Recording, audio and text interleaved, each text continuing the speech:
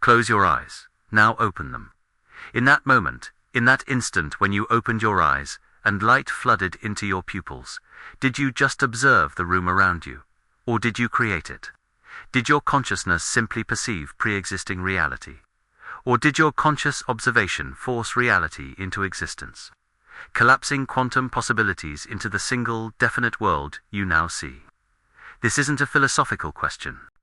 This is the most disturbing, most controversial, most fiercely debated implication of quantum mechanics. And it goes back to Werner Heisenberg and the foundations of quantum theory in the 1920s. Because buried in the mathematics of the uncertainty principle, hidden in the equations of wave function collapse, is a possibility so radical that most physicists refuse to discuss it seriously. The possibility that consciousness itself plays a fundamental role in creating reality. Not metaphorically, not symbolically, literally. The idea that conscious observation is what collapses the wave function, what transforms quantum superposition into classical definiteness, what creates the actual world from the cloud of potential. And this isn't New Age mysticism. This is a legitimate interpretation of quantum mechanics, proposed by some of the greatest physicists of the 20th century, and then suppressed, ignored, dismissed because it's too strange, too uncomfortable, too close to magic to be acceptable science. But the mathematics doesn't care about your comfort. The experiments don't care about your philosophical preferences. And the truth is that quantum mechanics, as we currently understand it, does not rule out consciousness playing a fundamental role in reality. In fact, some versions of quantum theory require it, and Werner Heisenberg knew this. He struggled with it. He never fully resolved it, and most physics courses don't teach it because it opens doors that make scientists deeply uncomfortable. Let me take you back to the moment this became unavoidable. 1927. Werner Heisenberg and Niels Bohr are developing what becomes known as the Copenhagen interpretation of quantum mechanics. They're trying to understand what the theory means, what it says about reality, and they keep running into the same problem: measurement. What is measurement? What makes a measurement different from any other physical interaction? Why does measurement collapse the wave function when ordinary interactions don't?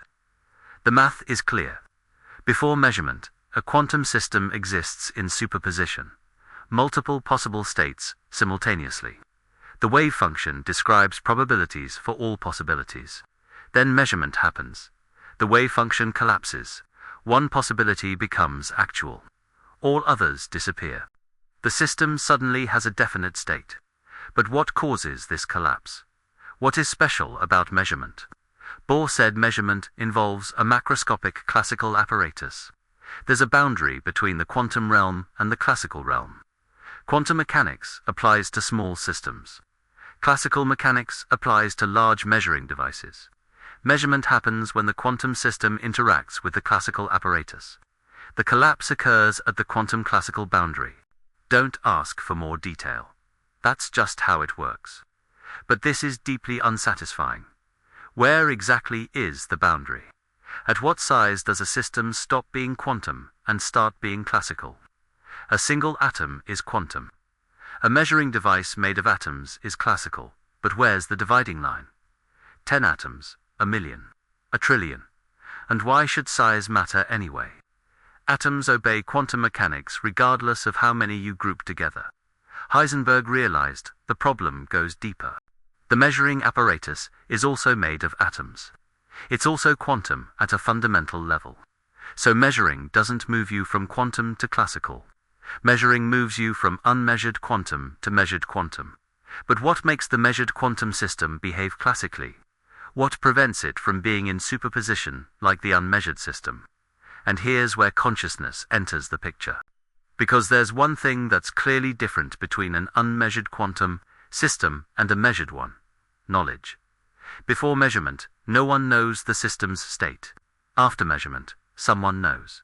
A conscious observer has gained information. The wave function represents knowledge about the system. Collapse represents gaining information. And gaining information requires a conscious observer to register the information. This leads to a radical possibility. Maybe consciousness is what causes collapse. Maybe the wave function doesn't represent the physical system itself. Maybe it represents knowledge about the system. And maybe when a conscious observer gains knowledge through measurement, that's what collapses the wave function. The system doesn't change physically. The observer's knowledge changes, and the wave function tracks knowledge, so it collapses to reflect the new definite knowledge the observer gained.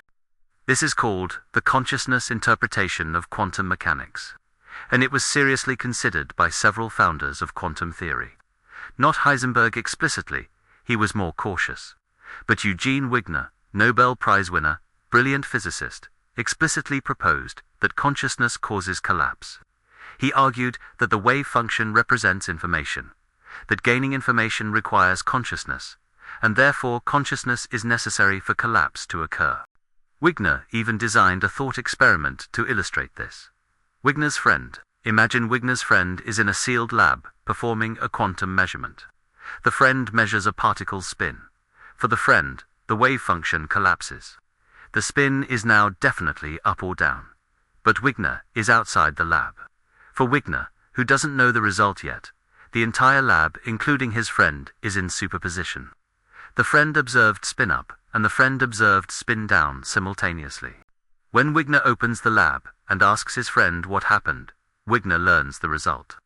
For Wigner, this is the moment of collapse. But for the friend, collapse happened earlier during the measurement. So when did collapse really happen? When the friend observed, or when Wigner observed? And what if there's another observer outside watching Wigner? Does collapse happen when they observe? This paradox suggests that consciousness level matters. Maybe collapse happens at the highest level of consciousness. Maybe the universal wave function doesn't collapse until the entire universe is observed by some cosmic consciousness. This sounds insane. It sounds mystical, but it's a logical consequence of taking seriously the idea that observation causes collapse, and that observation requires consciousness. Now most physicists hate this. They hate it because it sounds like magic. It makes consciousness fundamental to physics. It suggests mind and matter are intertwined at the deepest level. It opens the door to all kinds of mysticism and pseudoscience. So the standard move is to dismiss it, to say consciousness plays no special role, that any physical interaction counts as measurement, that decoherence explains everything without invoking consciousness. But here's the problem. That doesn't actually work. Decoherence explains why we don't see macroscopic It explains why classical behavior emerges from quantum substrate. But decoherence doesn't solve the measurement problem. Decoherence doesn't explain why one outcome becomes actual rather than all outcomes remaining in superposition. Decoherence spreads the superposition from the measured system to the environment. But the combined system is still in superposition. You still need something to collapse the wave function. And the math doesn't tell you what that something is. So consciousness remains a possibility, not proven. Not required by the math, but not ruled out either. And there are serious physicists who think consciousness might be necessary. Not because they're mystics, but because every other solution to the measurement problem has problems too.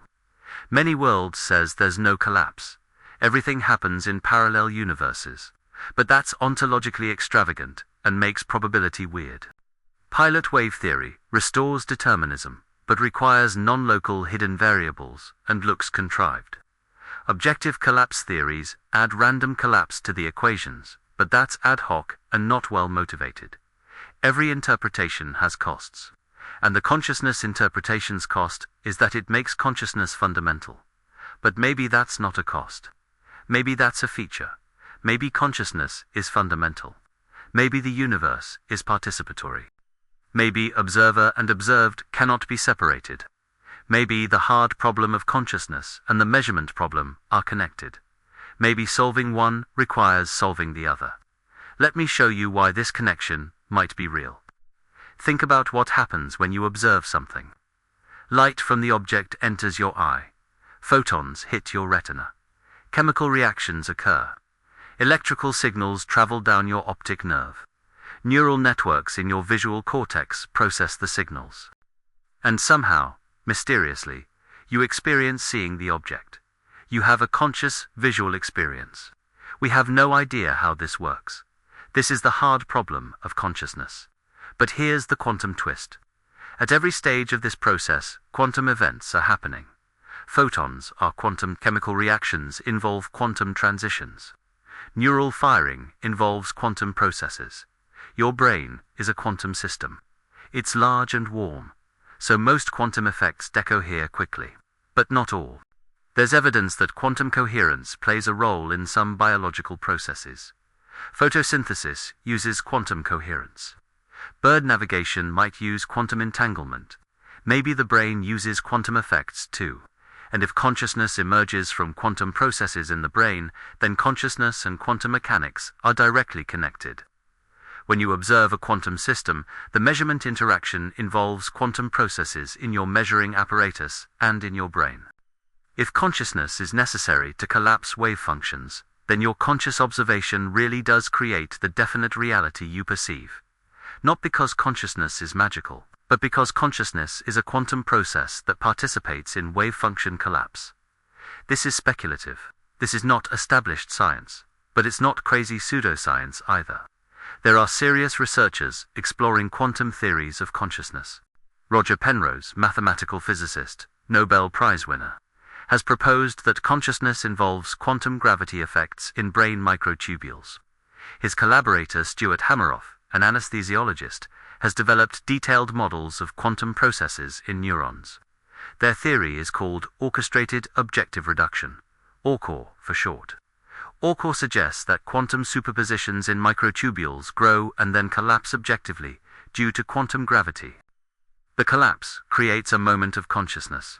Consciousness is the collapse, and the collapse determines which possibility becomes actual.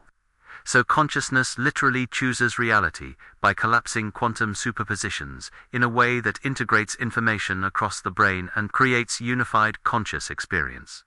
This theory is controversial. Most neuroscientists are skeptical.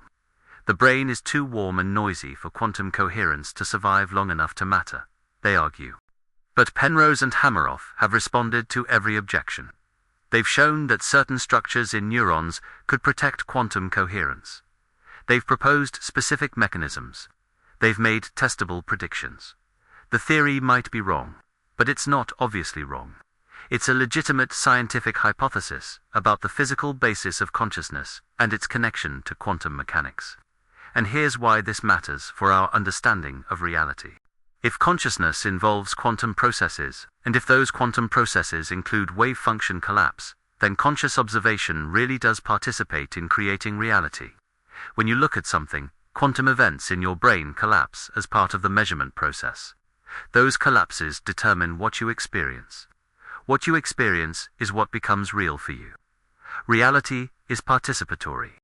Consciousness and matter co-create each other through the ongoing process of measurement and collapse.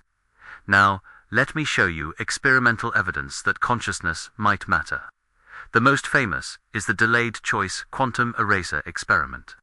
You send a photon through a double slit setup, but you tag which slit the photon goes through, using entangled partner photons. If you measure the partner photon in a way that reveals which slit information, the interference pattern disappears. If you measure the partner photon in a way that erases which slit information, the interference pattern appears. Here's the crazy part. You can decide whether to reveal or erase the which slit information after the original photon has already hit the detection screen. Your later choice determines whether the earlier photon exhibited wave or particle behavior. The future affects the past. But more specifically, your conscious choice of which measurement to perform affects what happened before you made the choice. Experiments by John Wheeler's team, by Anton Zillinger's team, by others have confirmed this. Your measurement choice made after the photon hits the screen determines the interference pattern on the screen. It's as if the photon knew what measurement you were going to perform and adjusted its behavior accordingly. But the photon doesn't know the future. So, what's happening? One interpretation is that the photon's past behavior is indefinite until you make a measurement that determines it. Your measurement creates the past, and if your measurement involves conscious choice, then your consciousness is participating in creating past reality, not by sending information backward in time, but by collapsing the wave function in the present, in a way that determines what the past must have been to lead to this present result. This sounds insane, but it's what quantum mechanics predicts, and what experiments confirm. The past is not fixed independently of present measurements. Measurement determines what the past was, and if consciousness is involved in measurement, then consciousness is involved in creating past reality. Your present conscious observation is literally participating in determining what happened in the past. Another piece of evidence comes from studies of observer effects in quantum systems. Some experiments have found that the mere presence of a conscious observer seems to affect quantum measurement results in ways that shouldn't happen if consciousness doesn't matter. These results are controversial. They're hard to replicate. They might be statistical flukes or experimental artifacts, but they keep appearing. Dean Radin and others have done experiments where human observers try to influence quantum random number generators through conscious intention. The results show small but statistically significant effects. Observers can apparently bias quantum outcomes slightly in intended directions. The effect size is tiny, but if real, it suggests consciousness directly interacts with quantum systems. It suggests mind can influence matter at the quantum level. Again, controversial. Most physicists dismiss these results as artifacts, but they've been replicated many times by different labs using different methods. The effects persist. And if consciousness really does cause wave function collapse, then you'd expect consciousness to have some influence on which outcome occurs when collapse happens, not complete control. The collapse is still random within probability distributions. But maybe consciousness can slightly bias the probabilities. Maybe intention matters a little bit at the quantum level.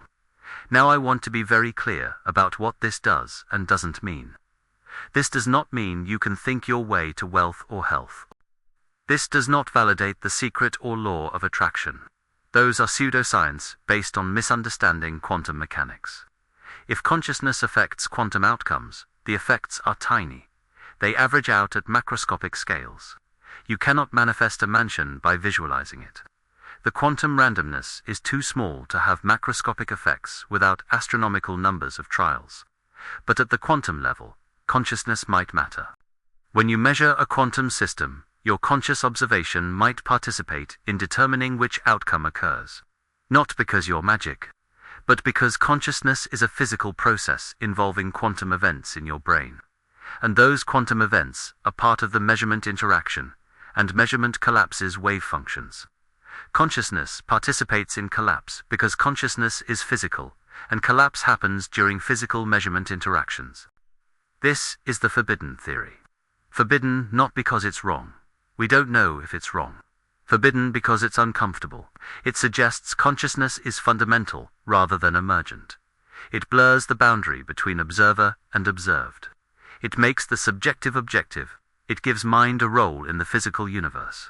And that makes scientists nervous because it sounds too much like dualism, too much like religion, too much like things science tried hard to eliminate. But Werner Heisenberg and his colleagues couldn't eliminate consciousness from quantum mechanics. They tried. They developed the Copenhagen interpretation specifically to avoid talking about consciousness explicitly. They said measurement involves classical apparatus, not conscious observers. But they never satisfactorily explained what makes something classical or what measurement really is. They swept the consciousness question under the rug. But it never went away. And some physicists refused to ignore it. John von Neumann, one of the greatest mathematicians of the 20th century, proved that you cannot consistently describe measurement as just another physical interaction. The measurement chain can be extended arbitrarily. The particle interacts with a detector. The detector interacts with a recording device. The recording device interacts with a computer. The computer interacts with a screen. The screen interacts with your eye. Your eye interacts with your brain. At every stage, quantum mechanics says superposition continues. The collapse only happens when a conscious observer becomes aware of the result. Von Neumann's conclusion was that consciousness must be what causes collapse. Otherwise, collapse never happens. You get infinite regress of entangled superpositions with no definite outcomes anywhere. Only consciousness breaks the chain. Only conscious awareness forces one possibility to become actual. Therefore, consciousness is necessary for the physical world to have definite properties. This argument is logically sound, given the standard formulation of quantum mechanics. You can reject the conclusion only by rejecting the premises. You can say superposition does collapse at some physical level without consciousness, but then you need to explain why. You need to add something to quantum mechanics, some objective collapse mechanism. Or you can say, collapse never happens and everything remains in superposition forever, which gives you many worlds.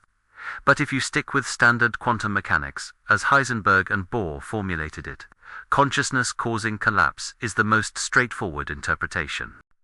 And Heisenberg knew this. He never said it explicitly in his published work. He was too cautious, too aware of how strange it sounds.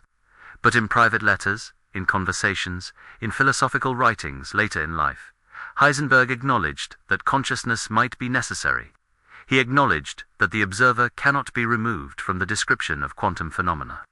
He acknowledged that quantum mechanics forces us to reconsider the relationship between mind and matter. This is why I call it Heisenberg's forbidden theory. Not because Heisenberg invented it. Wigner and von Neumann were more explicit. But because Heisenberg laid the groundwork with the uncertainty principle and the Copenhagen interpretation. And because Heisenberg knew the consciousness interpretation was lurking in the equations, but was too controversial to state openly. It's forbidden because it threatens the materialist worldview that dominates physics. It threatens the idea that consciousness is just an illusion produced by brain activity with no causal power. But quantum mechanics doesn't care about your worldview, and the measurement problem doesn't go away just because you're uncomfortable with consciousness-based solutions. Every interpretation has weird consequences. Many worlds has infinite universes. Pilot wave theory has non-local hidden variables. Objective collapse has random spontaneous jumps in the equations. Consciousness causing collapse has mind affecting matter. Pick your poison. Quantum mechanics is weird, no matter what interpretation you choose. So why not take the consciousness interpretation seriously? Why not explore the possibility that consciousness is fundamental, that awareness is what collapses wave functions, that observer and observed are deeply entangled? Not because it's proven, but because it's not disproven, because it solves some problems, because it might connect the measurement problem to the hard problem of consciousness, because it might lead somewhere interesting, and there's another reason to take it seriously. Quantum mechanics is not the final theory. Everyone knows this. Quantum mechanics is incompatible with general relativity.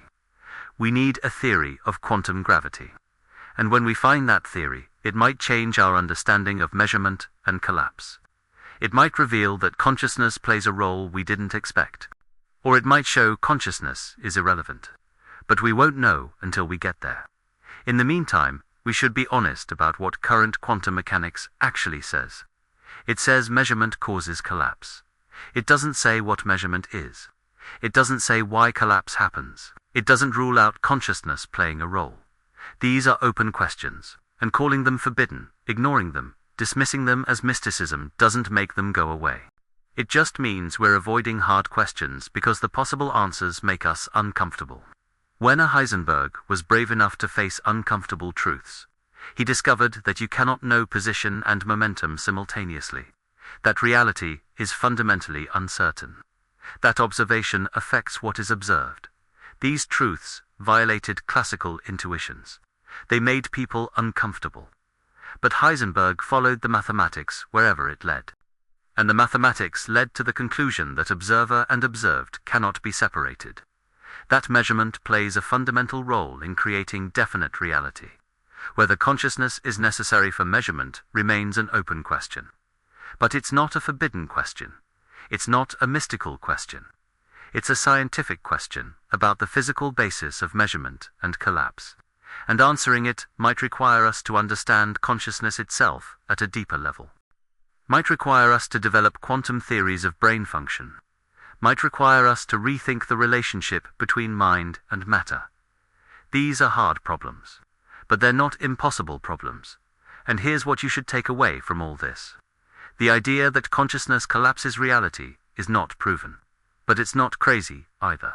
It's a legitimate interpretation of quantum mechanics that solves some problems while creating others. It deserves serious consideration, not dismissal. And whether or not consciousness plays a fundamental role, quantum mechanics definitely shows that observers participate in creating the definite reality they observe. Measurement matters. Observation matters. You matter. The universe is not a stage where you passively watch predetermined events unfold. The universe is a participatory process, where observers and observed co-create reality through the ongoing interaction of measurement and collapse. Whether consciousness is special, or whether any physical interaction counts as measurement, you are part of the process. Your observations participate in creating the classical, definite world you experience from the quantum, indefinite substrate underlying everything. This is the truth that Heisenberg glimpsed, and that makes physicists uncomfortable. Observer and observed are entangled. Measurement creates rather than reveals. Reality is participatory rather than objective. And consciousness might be fundamental rather than emergent. These possibilities threaten scientific materialism. They suggest the universe is stranger than we imagined. They open doors we've kept closed for centuries. But science is about following evidence and logic wherever they lead, not about protecting comfortable worldviews. And quantum mechanics leads to uncomfortable places. It leads to the conclusion that reality at its most fundamental level is not the solid deterministic clockwork we once imagined. It's probabilistic, indefinite, participatory. And consciousness might be part of that picture in ways we're only beginning to understand. So when you open your eyes and see the world around you, remember that quantum mechanics says your observation participated in creating that definite world. Whether consciousness is necessary for collapse or whether physical interaction suffices, measurement is creating reality. And you're doing the measuring. You're collapsing wave functions with every observation. You're participating in the cosmic process of indefinite quantum possibility, becoming definite classical actuality. That's not mysticism. That's quantum mechanics. That's what the equations say. That's what experiments confirm. And that's what Werner Heisenberg and the founders of quantum theory discovered, struggled with, and never fully resolved. The measurement problem remains unsolved. The role of consciousness remains undetermined. These are open questions at the frontier of physics. And they matter not just philosophically, but practically as we develop quantum technologies and try to understand the universe at its most fundamental level. The forbidden theory is forbidden, not because it's wrong, but because it's uncomfortable. It suggests consciousness matters in physics. It suggests mind and matter are connected at the quantum level. It suggests observer and observed cannot be separated. It suggests reality is participatory. These implications threaten reductionist materialism. They threaten the idea that consciousness is just an illusion with no causal power. They threaten the comfortable division between subjective and objective. But comfort is not truth. And quantum mechanics cares nothing for your comfort. It simply describes how the universe actually behaves at the smallest scales. And that behavior includes the unavoidable role of measurement in creating definite outcomes from indefinite possibilities. Whether consciousness is special or not, observation creates. Measurement transforms. You participate. That's the truth. That's the forbidden theory that Heisenberg knew was lurking in the equations. And now you know it too. If learning that consciousness might literally collapse, reality has fundamentally shifted your understanding of your place in the universe, then subscribe right now, because we explore the deepest, most controversial implications of quantum mechanics that textbooks avoid. The truths too strange to teach, too uncomfortable to discuss, but too important to ignore. Hit like if this revelation about consciousness and reality blew your mind. Share with someone ready to question everything about observation and existence. Comment and tell us where you stand. Does consciousness cause collapse? Is mind fundamental? Are we creating reality with every observation? Your engagement builds our community of people brave enough to face uncomfortable truths about the nature of existence. Remember, Werner Heisenberg gave us more than the uncertainty principle. He gave us the insight that observer and observed are inseparable. That measurement is creative, not revelatory. That reality is participatory, not objective. And buried in that insight is the possibility that consciousness itself plays a fundamental role in creating the definite world we experience. That possibility has been forbidden, suppressed, dismissed for decades. But it never went away. It remains a legitimate interpretation of quantum mechanics. And understanding it changes everything about how you see your relationship to reality. Until the next forbidden truth that transforms your understanding of existence. We'll see you in the next video, where we continue exploring the deepest mysteries at the intersection of consciousness, quantum mechanics, and the nature of reality itself.